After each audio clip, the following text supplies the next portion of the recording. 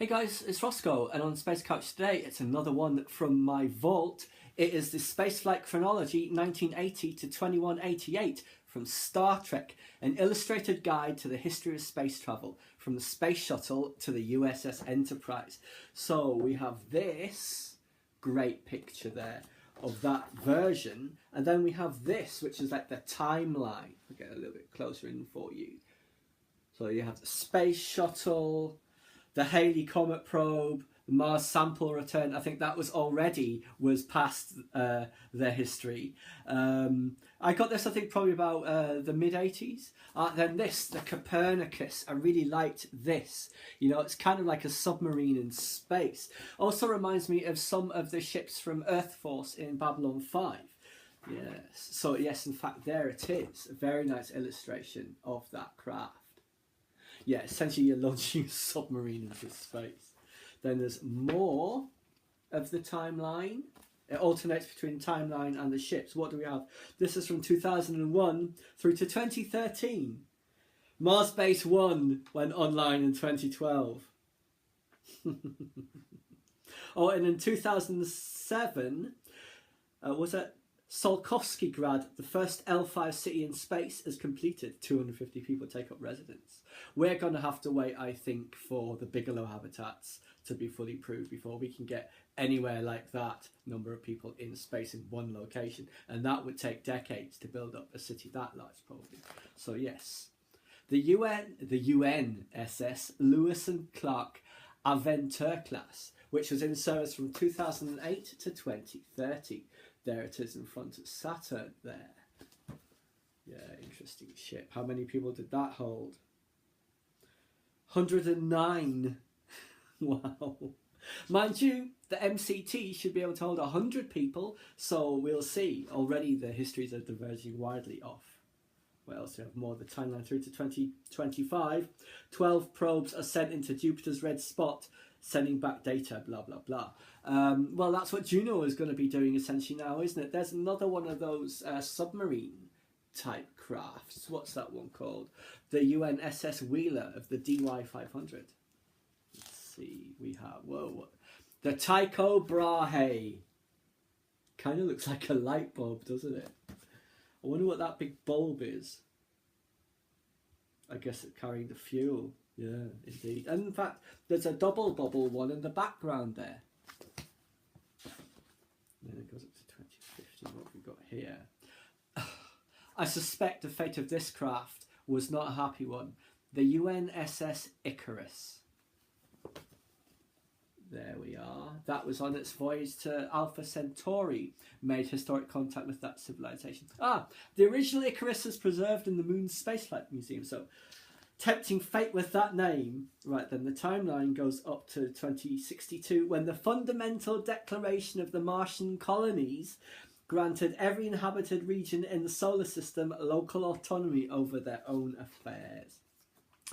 Then the UNSS Bonaventure of the Cochrane class. I did always love that ship. Very similar to the Battlestar Galactica, the original one, except that great big engine nozzle at the back. What amount of thrust would you get from that, I wonder? Right, 2074, warp radio communications were introduced. In 2068, from the Pluto Research Station, comes proof that we live in a pulsating universe. Would that be like gravitational waves? Because we found that out a bit earlier. Now, the UNSS Amity of the Verne class. That's quite a striking looking class. Heading towards a red dwarf, that looks like. Dramatic upgrading of the warp drive design. Very popular of early warp spaceships. Interplanetary and interstellar missions that were used on. It made the first historic contact with Vulcan. Interesting. Then the Pollux, first ship to have a mixed human-alien crew. Warp 2.9 cruiser. That's somewhere you can see. Starbase 1. Where's that? That one.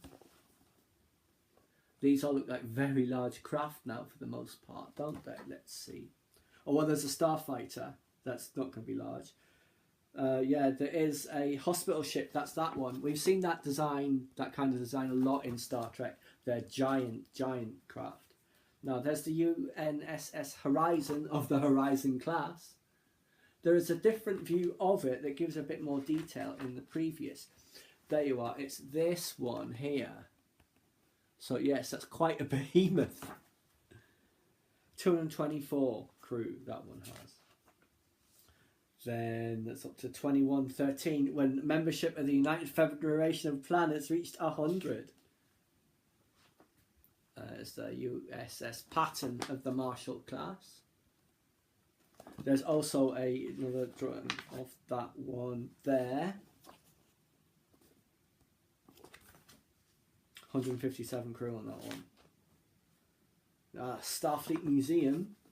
Is that the Deneb Research Station next to it? Geneva Research Station next to it, yes, indeed. What else do we have? Then we have a USS Enterprise of the Declaration class. I do believe there's a model of that ship in Captain Picard's study, I think, because there's the progression of ships that bore the Enterprise name, of course. That's in service 2123 to 2165. First spaceliner built specifically for the major Federation space lanes, such as Earth Alpha Centauri. I imagine that's quite a trunk route. Yes, 957 of those ships were commissioned. That's quite a fleet. Yes, how many passengers? 950, of which 100 were crew and the rest were passengers. That's more of the timeline. Let's see what's the next one that comes up. More timeline. There's a space dock there, I believe. The USS King Charles. Oh, I did love that ship. I tried to build that out of Lego so many times. I was just terrible at it. It just kept falling apart. So yeah, it's 2144 to 2185. The most luxurious starliner ever conceived. It set a standard of opulence and comfort still unsurpassed. It doubled passenger capacity, had a greater range, opened up the galaxy to all peoples. Catering especially to the burgeoning tourist industry, these ships made excursions to such galactic wonders as the Jewel Stars. Yeah, 2,000 people on that ship, of which 1,800 were passengers. Yeah, things like that. Now, this was not a happy craft. The USS Tritium of the Tritium class. That's a prototype, a radical 3-engine warp design, really didn't work. Has the dubious distinction of being the worst major ship ever built by the UFP. Insurmountable design flaws surfaced during its validation phase, and though 6 other ships were constructed in a vain attempt to cut shortcomings, finally cut their losses and cancelled it. The original, the Tritium, is also at the Spaceflight Museum on Memory Alpha as a costly reminder to future generations. There's more of the timeline. Where are we up to now? 2162. The USS Endurance. Now, we're starting to get to a familiar sort of shape of Federation starships now. Obviously, this was before the days of all the TV shows, such as, say, Next Generation, DS9, Enterprise, and obviously the films that were in that period. This is the ones that had the original crew, I guess, for that timeline.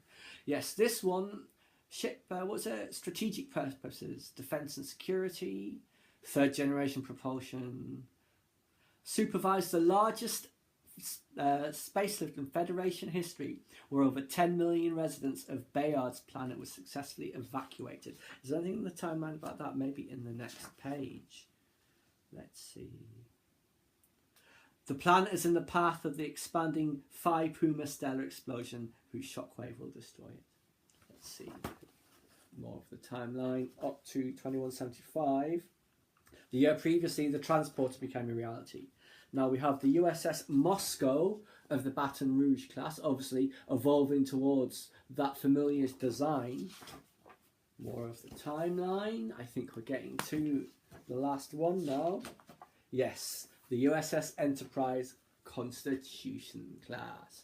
That is obviously one of the most famous ships in science fiction. So yes, I've had that for quite some time. I do really love Star Trek, you know, and those the ships in there really had a hugely formative impact on me. I was always trying to draw them and build them out of Lego, as I said. So yes, good to dive back into the vault to see some of that stuff again. Please subscribe to my channel if you enjoyed this content. Leave me a comment or suggestion for an upcoming topic you'd like to see discussed, or like the video.